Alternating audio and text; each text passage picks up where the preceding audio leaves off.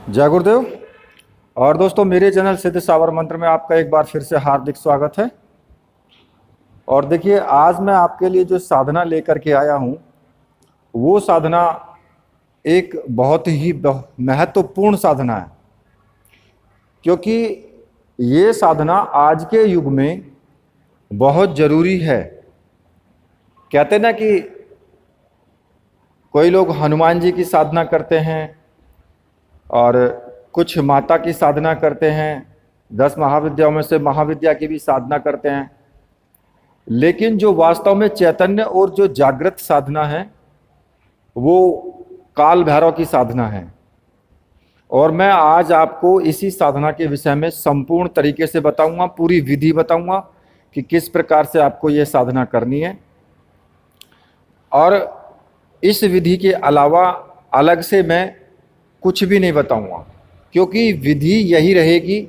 जिसने मेरी वीडियो पूरी देख ली, समझ लीजिए कि विधि उसने पूरी पढ़ ली, उसको ठीक प्रकार से समझ लेना, ठीक है। इसलिए वीडियो को पूरी देखना, स्किप मत करना बिल्कुल भी।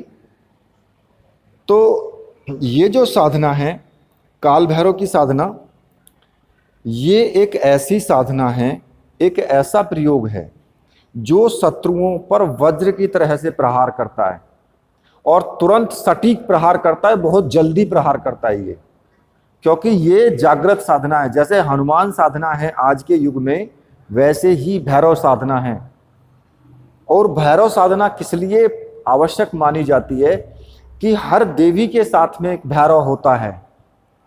भैरव पूजन भी सर्वप्रथम होता है। जैसे गणपति पूजन होता है, उसी तरीके से तांत्रिक साधनाओं में भैरव पूजन भी परम आवश्यक है, क्योंकि हर किसी शक्ति के साथ में एक भैरव होता है जो कि आपकी साधना को भंग करना चाहता है, आपकी साधना को बीच में ही तोड़ देना चाहता है, और वो तोड़ भी देता है, कर भी देता है अपने काम को। तो इसलिए उस भैरव को रोकने के लिए भैरव साधना आवश्यक है। और देखिए, शत्रुओं पर तो ये वज्र की तरह से प्रहार करके और उन्हें बिल्कुल एकदम नेस्तनाबूद कर देता है। प्रत्येक साधक को, जो कि ये प्रयोग इतना अत्यंत तीव्र है, तेजस्वी है, और प्रत्येक साधक को ये करना चाहिए, मैं तो ये मानता हूं, ठीक है। देखिए, हमारा जो जीवन है उसमें विभिन्न प्रकार के हमारे साथ में समस्याएं होती हैं, बाधाएं होती हैं, परेशानियां, दुख हैं, और हम लगातार उनसे संघर्ष करते रहते हैं। व्यक्ति का पूरा जीवन इन्हें समाप्त करने में निकल जाता है, विजय प्राप्त करने में ही पूरा जीवन बीत जाता है, लेकिन फिर भी ये अड़चनें जाने का नाम ही नहीं लेती हैं। हम इन्हें एक व्यक्ति इन समस्याओं को जितना सुलझाने की कोशिश करता है, उतना ये दिन प्रतिदिन उलझती हुई चली जाती हैं। किसी को कोई प्रॉब्लम है, किसी को कुछ प्रॉब्लम है, किसी के घर में बच्चे नहीं हो रहे हैं, किसी के घर में इतना ज़्यादा उत्पात है कि रोग, परेशानियां, रोग, कारोबार ना चलना, धन की कमी, मतलब कहने का यह है कि कोई ना कोई बीमार पड़ा रहता है।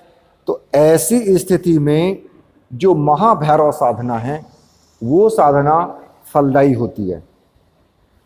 और ये साधना वास्तव में है भी फलदायी, क्योंकि अगर आप देखा जाए, क्योंकि जब हम बहुत ज़्यादा त्रस्त हो जाते हैं जीवन में, तब क्या होता है, तब हम परमात्मा की तरफ, भगवान की तरफ दौड़ते हैं।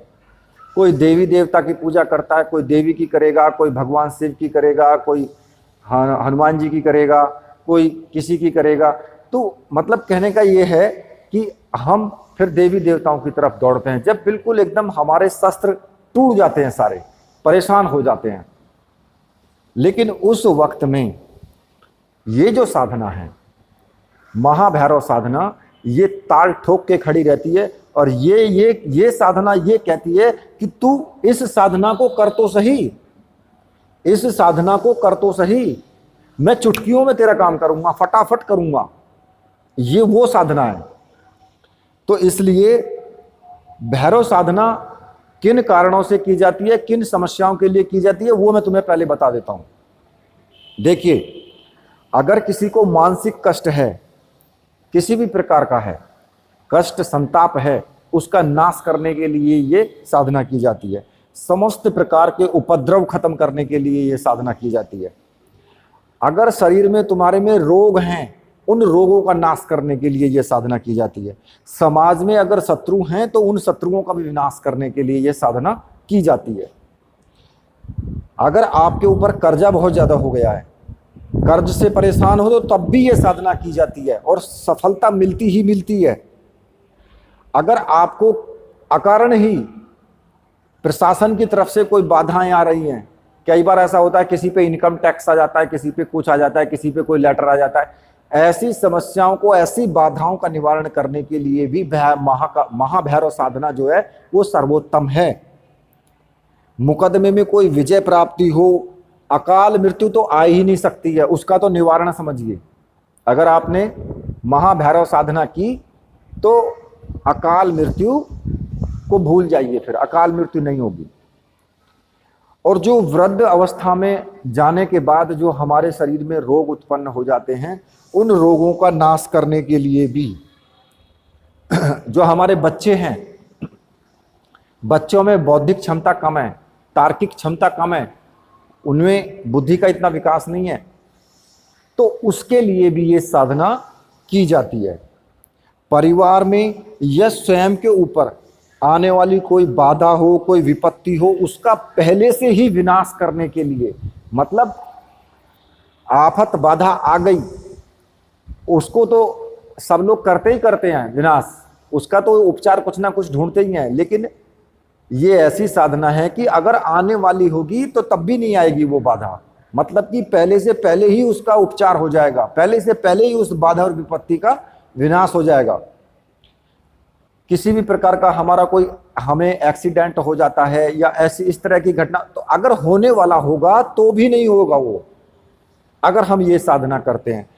प्रतिदिन अपने जीवन में एक हिस्सा बना लीजिए इस साधना को करने का। अब मैं आपको इस साधना को किस प्रकार से करना है, क्योंकि ये साधना जो है उच्चतम कोटि के योगी सन्यासी जो हैं वो भी करते हैं। महाभैरव साधना जो है, इसमें कोई ज़्यादा बड़े विधि विधान की आवश्यकता नहीं है, ठीक है ना।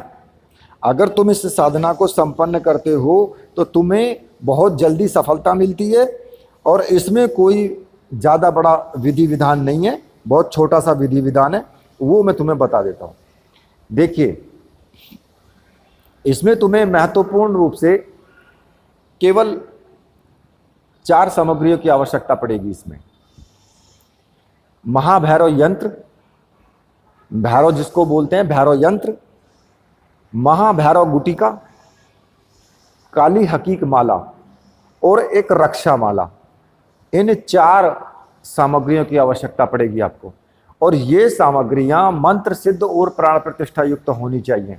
अगर ये सामग्री आपके पास मंत्र प्रसिद्ध प्राण प्रतिष्ठा युक्त नहीं है, आप मंगवाना चाहते हैं, तो मैंने अपना नंबर, व्हाट्सएप नंबर जो है वो दिया हुआ है वीडियो में, और डिस्क्रिप्शन में भी दिया है, वहाँ से आप व्हाट्सएप मुझे कर सकते हैं और सामग्री प्राप्त कर सकते हैं। ये जो भी इसकी अनुदान राशि होगी वो आपको देनी होगी, और उसके बाद आपको ये सामग्री जितनी भी है कोरियर से आपको मिल जाएगी। और एक चीज़ मैं आपको और बता देता हूँ यहीं पर, कोई तो कहता है 100%, मैं कहता हूँ 101% आपको सामग्री मिलेगी। बेधड़क हो करके आप पैसे जमा कर सकते हैं, सामग्री आपको 100% मिलेगी। रही व्हाट्सएप पे आपको जवाब देने की बात, तो उसमें थोड़ा सा मुझे वक्त लग जाता है, क्योंकि कई बार क्या होता है कि मैं दूसरे लोगों के भी जवाब दे रहा हूँ, तो इसलिए आपको टाइम लग सकता है। तो इसलिए धैर्य रखें, जवाब आपको जरूर मिलेगा, ठीक है, रिप्लाई जरूर आएगा। अब आपको ये जो साधना है वो किस प्रकार से करनी है। सबसे पहले आपको स्नान आदि करके स्वच्छ वस्त्र धारण करने हैं, ठीक है। और इसमें आप पीली धोती पहन सकते हैं या काली धोती, काली या पीली दोनों में से किसी भी रंग की धोती पहन सकते हैं, ओढ़ सकते हैं। और ये जो साधना की जाएगी ये किसी भी शनिवार से कर सकते हो, या किसी भी महीने की जो कृष्ण पक्ष आता है ना, कृष्ण पक्ष की अष्टमी को कर सकते हो, या कोई भैरव योग हो उस दिन कर सकते हो इसको, ठीक है। और ये शनिवार को तो खैर कर ही सकते हो, रात्रि में 9 बजे के बाद ही करनी है ये साधना, ठीक है। रात्रि के 9 बजे से लेकर के सुबह के 3 बजे तक किसी भी टाइम कर सकते हो। अब मैं इसको आपको बता देता हूं कि आप सबसे पहले आपको रात्रि में ही स्नान आदि करके और स्वच्छ वस्त्र धारण करने हैं। पीली या काले रंग की धोती आपको धारण कर लेनी है, ठीक है। और जो ओढ़ने वाली धोती है उस पर ओम नमः शिवाय अगर लिखा हो तो बड़ी अच्छी बात है। ये धोती आपको जो पूजा पाठ की दुकान होती है ना, उन पर मिल जाएंगी, उन पर लिखी हुई आती हैं, ओम नमः शिवाय लिखा होता है धोती के ऊपर, वो ओढ़ने के लिए ले लें। और आपको पश्चिम दिशा की तरफ मुख करके आपको बैठ जाना है, ठीक है। पश्चिम दिशा की तरफ अपने सामने एक चौकी बिछा लेनी है और चौकी पर आपको काले रंग का वस्त्र बिछा लेना है। चौकी पर काले रंग का वस्त्र आपको बिछाना है और उस पर जो है एक प्लेट लेकर के उस प्लेट में काले रंग के जो तिल होते हैं उसकी एक ढेरी बना लेनी है। ढेरी होती है ना, एक ढेरी बना ले काले तिल की, और उस पर जो भैरव यंत्र है उसको स्थापित कर देना है। उसको खड़ा नहीं करना, पट लिटाना है उसको, ठीक है। उस तरीके से स्थापित उसको कर देना है और भैरव यंत्र के ऊपर, ठीक ऊपर बीचम बीच आपको जो भैरव गुटिका है उसको रख देना है। भैरव यंत्र के ऊपर ही रखना है उसको, ठीक है। जब आप इतना कर लेंगे तो उस चौकी पर आपके गुरु की प्रतिमा होनी चाहिए और भगवान शिव की प्रतिमा आवश्यक है। सबसे पहले आपको क्या करना है, तेल का दीपक जलाना है, सुगंधित अगरबत्ती धूपबत्ती जो भी है वो भी आपको जलानी है। सिंदूर का टीका लगाने के लिए सिंदूर हो या कुमकुम हो वो ले सकते हैं, और फूल लाल रंग के, ये आप पूजन की सामग्री ले लें। और गुड़ से बना हुआ कोई भी भोग ले लें, जैसे कि गुड़ से चूरमा वगैरह बना लें या गुड़ के जो मालपुए उतरते हैं वो मालपुए उतार लें प्रसाद के लिए, भैरव जी के प्रसाद को लगाने के लिए, ठीक है। तो आपको क्या करना है, अब सबसे पहले तेल का दीपक लगाना है, सरसों के तेल का, और अगरबत्ती वगैरह जला देनी है। सबसे पहले आपको गुरु का पूजन करना है, गुरु का एक छोटा सा पूजन कर लें, पंचोपचार, उनको दीपक धूप दीप दिखाएं उनको, और टीका लगाएं, पुष्प चढ़ाएं, और गुरु मंत्र की कम से कम 1 माला का जाप आप करें। अगर गुरु नहीं है तो भगवान शिव को गुरु मान करके भगवान शिव का पूजन करें और ओम नमः शिवाय मंत्र का 1 माला का जाप जरूर कर लें, ठीक है। और शिव मूर्ति जरूर आपके उसमें होनी चाहिए। उसी तरीके से भगवान शिव का पूजन करके अब आपको क्या करना है, जो थोड़े से चावल लेने हैं और काली सरसों, जो काले रंग की सरसों आती है वो लेनी है। तो चावल आपको क्या करना है, चावल को काले रंग से रंग लें, ठीक है। उन चावलों को रंग करके और काली सरसों और जो काले चावल आपने रंगे हुए हैं उनको यंत्र और गुटिका पर चढ़ा करके पूजन करना है। यंत्र और गुटिका को धूप दीप दिखानी है, उनका कुमकुम से टीका करना है, ठीक है, और पुष्प चढ़ाने हैं और भैरव जी से का ध्यान करके प्रार्थना करनी है। सर्वप्रथम तो आपको गुरु जी से ही प्रार्थना करनी है कि गुरुदेव मैं ये साधना करने जा रहा हूँ और इसमें मुझे पूर्ण सफलता मिले, ऐसा मुझे आशीर्वाद दीजिए। और भगवान शिव से भी आपको, क्योंकि देखिए भगवान शिव का ही एक अंश है महाभैरव, तो इसलिए भगवान शिव से भी आपको आज्ञा लेनी है। और उसके बाद में आपको गुटिका का पूजन करना है और भैरव जी को ध्यान करके प्रार्थना करनी है कि हे प्रभु, मैं आपके सामने एक तुच्छ प्राणी हूँ और आप सब कुछ जानते हैं, आप सर्वज्ञ हैं, इसलिए मेरी समस्त प्रकार की बाधाओं का, मेरे समस्त प्रकार के जितने भी घर में उपद्रव, जो भी कुछ मेरे लिए मतलब घातक चीजें हैं, वो उन सब का विनाश कीजिए आप, और मैं आपकी आराधना करना चाहता हूँ। इतना कह करके आप साधना को शुरू करेंगे। आप गुड़ से बना हुआ जो नैवेद्य है उसका भी आपको भोग लगा देना है। और जब आप भोग लगा देंगे तो पूजन करने के बाद में, महाभैरव यंत्र का पूजन करने के बाद में जो रक्षा वाला है उसको अपने गले में धारण कर लेना है। और रक्षा माला को प्रतिदिन गले में धारण करना है। जब तक आप जाप करेंगे तब तक रक्षा माला गले में रहेगी, और उसके बाद जब जाप पूरा हो जाए तो उतार करके चौकी पर रख दें, और फिर अगले दिन फिर उसी तरीके से करना है। जिस तरीके से मैंने बताया उसी तरीके से फिर अगले दिन भी करना है आपको। तो देखिए, जो काले हकीक की माला है वो जाप के लिए इस्तेमाल करेंगे। अब काले हकीक की माला से आपको जाप करना है, या तो आप 11 माला का जाप करें, या 21 माला का, या 51 माला का, या 101 माला का। मतलब कि जो आपकी सामर्थ्य है उतने के हिसाब से जाप करें। अगर आपकी 11 माला की सामर्थ्य है कि हाँ मैं तो 11 माला ही कर सकता हूँ, बस इससे ज़्यादा नहीं मुझ पे हो पाएगी, तो फिर 11 माला का ही जाप करें। अगर आपकी सामर्थ्य है कि मैं 21 माला, 51 माला या 101 माला कर सकता हूँ, तो आप उतनी कर सकते हैं। लेकिन एक चीज़ और भी है इसमें, जो आप मंत्र जाप करेंगे उसको करते टाइम आपको हिलना डुलना नहीं है बिल्कुल भी, ना ही आपको आसन बदलना है अपना।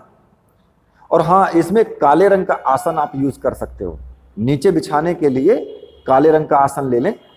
और आपको हिलना डुलना बिल्कुल नहीं है। ऐसा नहीं है कि यहाँ बैठे बैठे आपके पालथी मार करके बैठे बैठे हुए आपके पैर दर्द करने लगे तो आप तुरंत जो है उठ करके खड़े हो जाएं या चेंज कर लें पैरों को, तो ऐसा बिल्कुल नहीं करना है।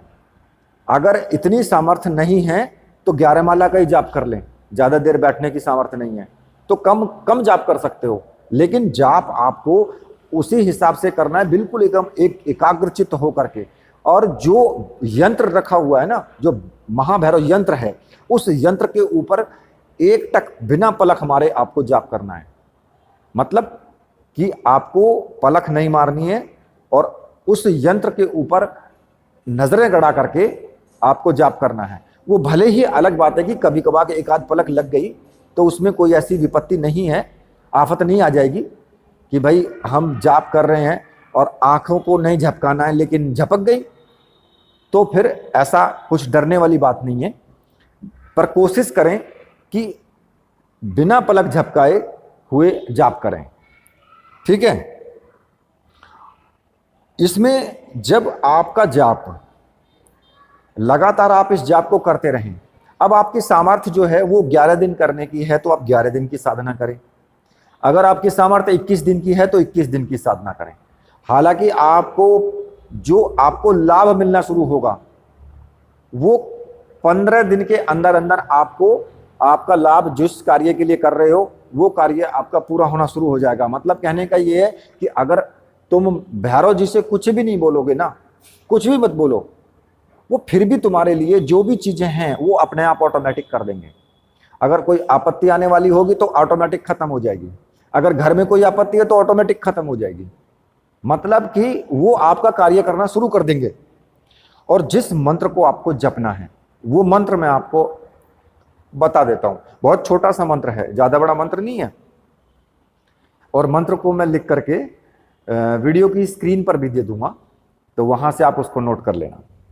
तो मंत्र इस प्रकार से है, ओम ब्रह्म भैरवाय नमः। बस छोटा सा मंत्र है, ओम ब्रह्म भैरवाय नमः। इस मंत्र को आपको जपना है।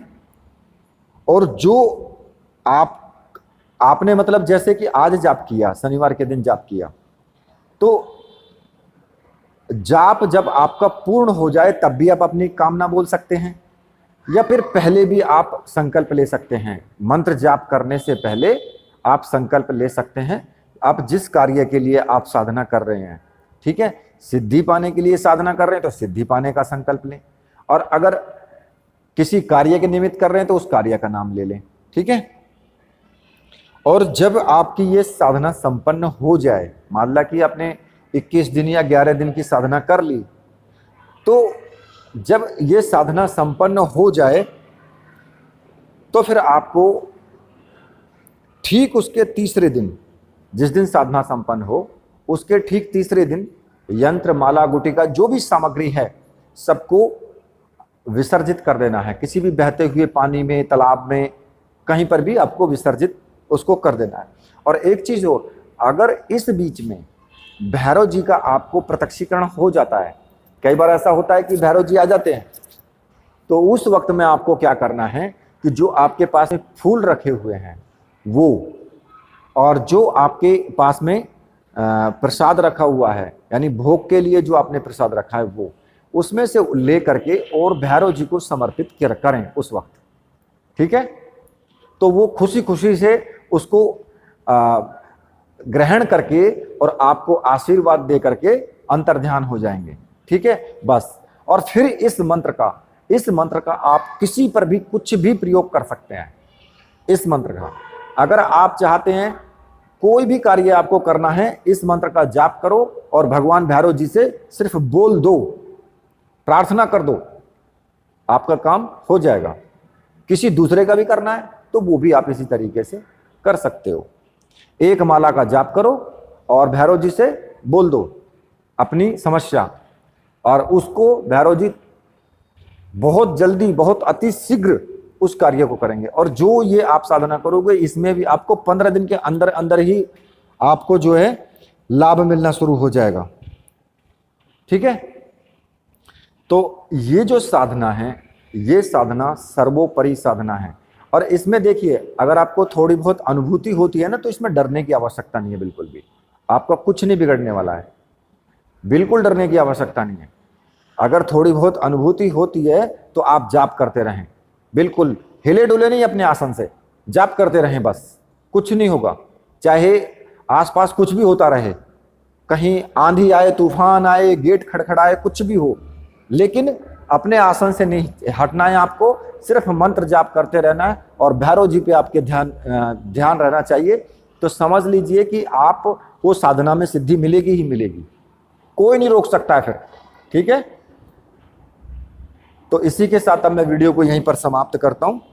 तो मेरे साथ बोलिए, बोलिए वीर बजरंगबली हनुमान जी महाराज की जय।